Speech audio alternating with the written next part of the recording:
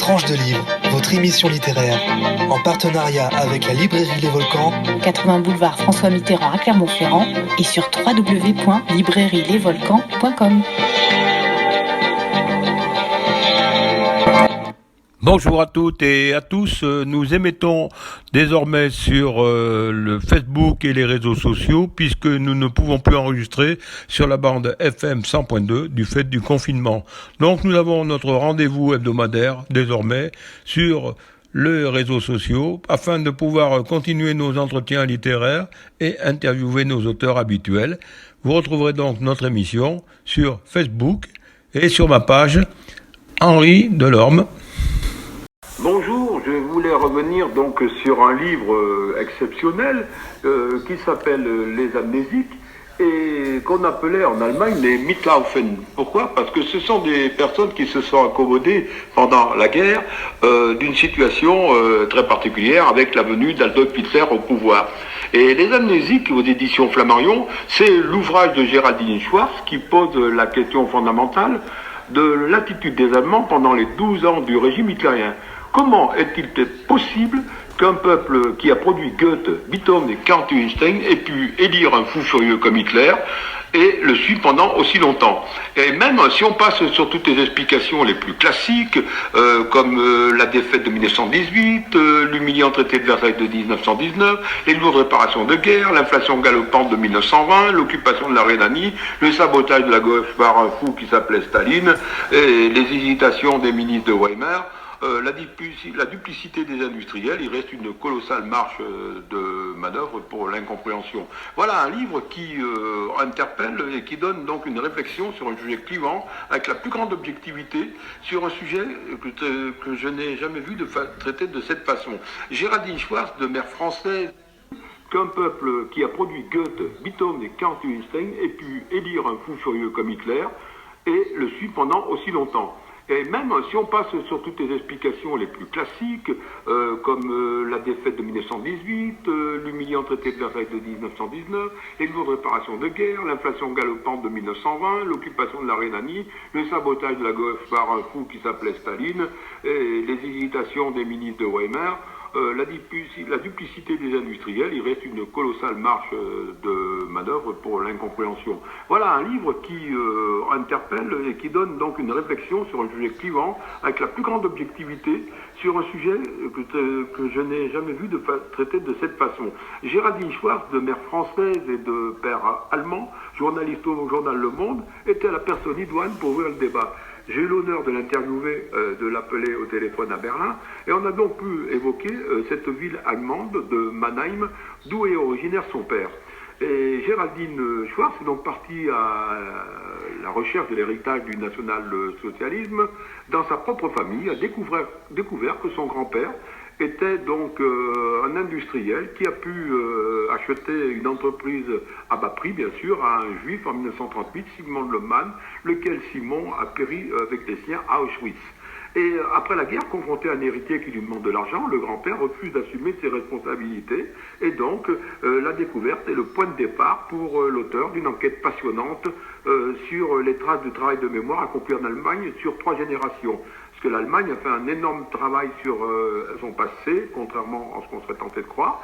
Et on peut dire donc qu'à l'aube des révoltes étudiantes de 1968, la rencontre de son père avec une Française, qui deviendra donc la mère de Géraldine, sera l'occasion d'une comparaison avec la France où l'amnésie a ouvert une brèche dangereuse dans laquelle s'est engouffrée l'extrême droite. Et en élargissant, je dirais, son enquête à d'autres pays comme l'Italie, l'Autriche et les Pays-Bas, Géraldine Schwartz montre que cette amnésie est en train de détruire la mémoire de l'Europe. À la veille des élections européennes, je pense que voilà un livre qui est nécessaire de relire, de lire, qui est sorti bien sûr l'année dernière, mais qui est important d'évoquer. Je vous remercie.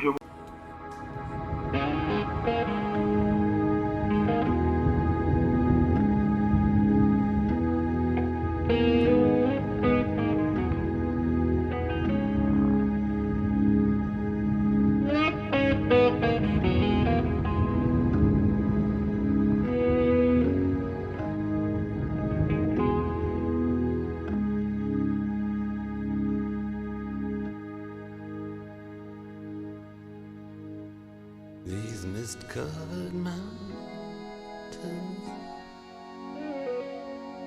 are a home now for me. But my home is the lowlands,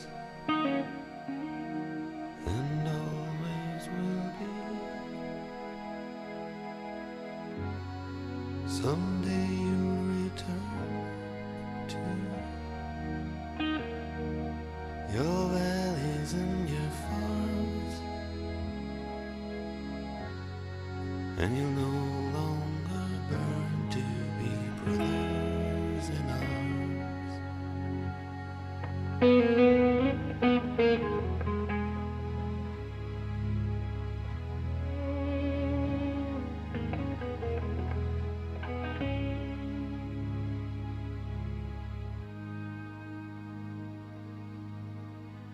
Through these fields of destruction, baptisms of fire, I've witnessed your suffering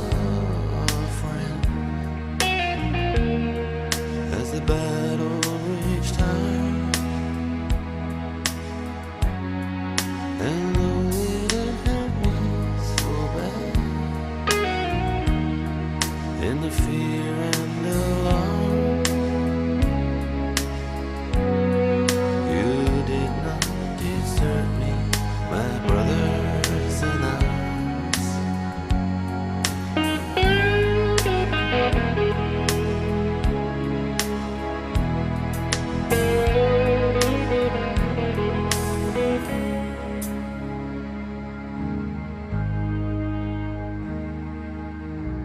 There's so many different worlds, so many different suns, and we have just one world, but we live in different ones.